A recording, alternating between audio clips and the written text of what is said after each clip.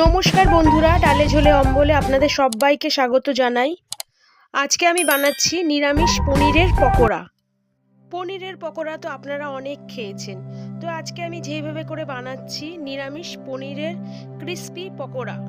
আজকে আমি যেভাবে করে বানাচ্ছি আমার মতন এইভাবে করে একবার বাড়িতে বানিয়ে খেয়ে দেখবেন।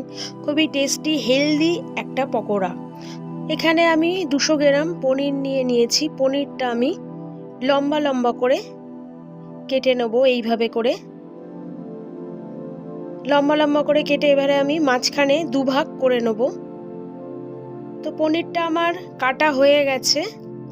দিয়ে দিচ্ছি আমি ছোট 1 চামচ হলুদ গুঁড়ো, ছোট 1 চামচ নুন, আর দিচ্ছি ছোট 1 চামচ ধনের গুঁড়ো।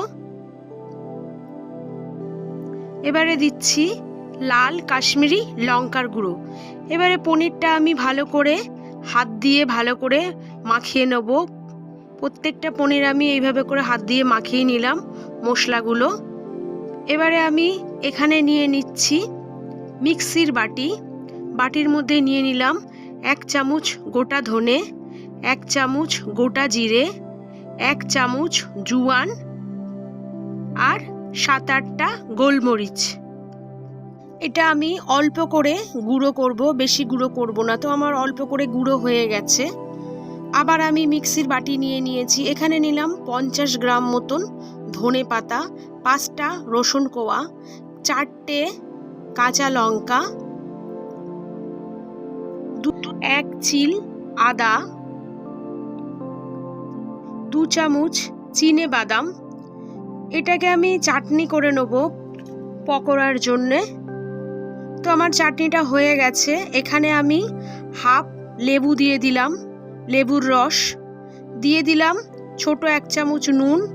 এবারে এটাকে ভালো করে একটু নেড়ে দিলাম, নুনটা মাখিয়ে দিলাম, লেবু আর নুনটা।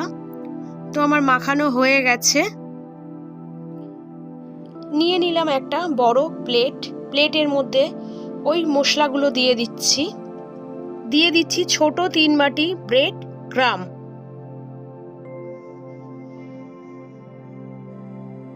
এবারে এটাকে আমি ভালো করে হাত দিয়ে মাখিয়ে নিচ্ছি। দিয়ে দেবো আমি ছোট 1 চামচ নুন। নুনটাকেও ভালো করে আমি মাখিয়ে নেব।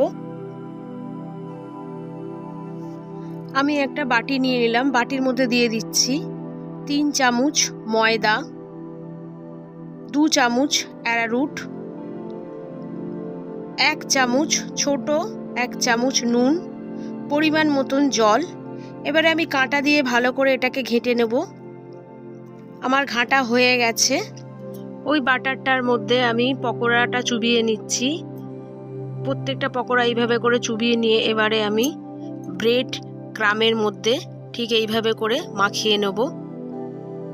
এইভাবে করে প্রত্যেকটা আমি মাখিয়ে নেব। পকোড়াগুলো আস্তে আস্তে করে মাখিয়ে নেব।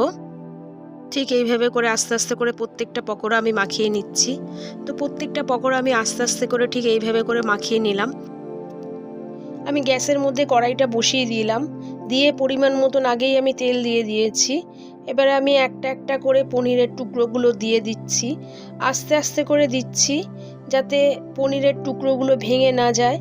আর গ্যাসটা আমি লো টু মিডিয়ামে আঁচে রাখবো, হাই ফ্লেমে দেবো না, কারণ হাই ফ্লেমে দিলে পনিরগুলো প্রত্যেকটা পনির কিন্তু পুড়ে যেতে পারে। যার জন্য আমি লো টু মিডিয়ামে রাখলাম।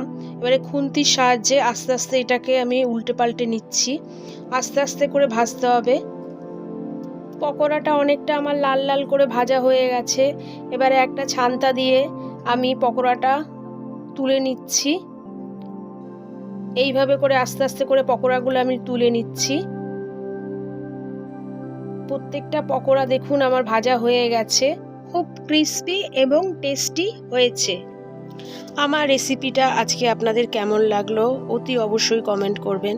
আর পাশে থাকা বেল আইকনটা টিপে দেবেন যাতে আমার নতুন নতুন রেসিপি আপনাদের কাছে সবার আগে পৌঁছে যায়। লাইক, শেয়ার, সাবস্ক্রাইব করতে ভুলবেন না। আজকের মতন বিদায় নিলাম। টাটা।